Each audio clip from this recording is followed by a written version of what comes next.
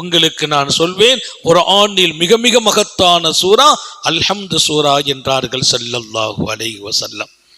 நமக்கு எந்த விஷயம் ரொம்ப லேசா இருக்குமோ அதனுடைய பெருமை விளங்காது.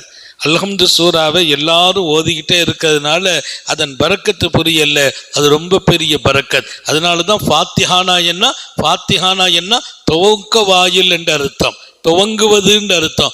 எங்க போய் உட்கார்ந்தாலும் ஃபாத்திஹா அப்படின்னா துவங்குறோம் அப்படின்னு உடனே எல்லாரும் அல்ஹம்து சூரா ஓதுவாங்க. ஃபாத்திஹா அப்படிங்கிறது ஏதோ ஒரு ஆளுக்கு ஓதுற கபருத்துவான்ற அர்த்தம் இல்லை. அல்ஹம்து சூராவுக்கு ஒரு பெயர். ஃபாத்திஹா ஓதுங்கன்னு அர்த்தம், அல்ஹம்து சூரா ஓதுங்கன்னு அர்த்தம். எல்லாரும் ஓத ஆரம்பிப்பாங்க. நாங்க உட்கார்ந்து அல் ஃபாத்திஹான்னா எல்லாரும் அல்ஹம்து சூரா ஓத ஆரம்பிப்போம். அல்ஹம்துனுடைய அந்த ஆயாத்தின் பொருளும் அதன் துவக்கமும் துவக்க வாயில் என்ற பொருளும் உண்டு. இன்னொரு பக்கம் அது மருத்துவம் நிறைந்த சூரா.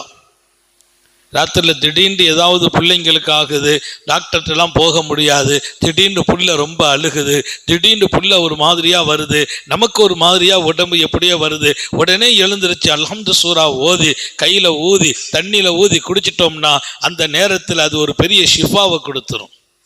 அல்ஹம்து சூராவுக்கு ஒரு பெயர் உண்டு, சூரத்து ஷாஃபியா, சுகம் அளிக்கும் சூரா, நோயை குணப்படுத்தும் சூரா.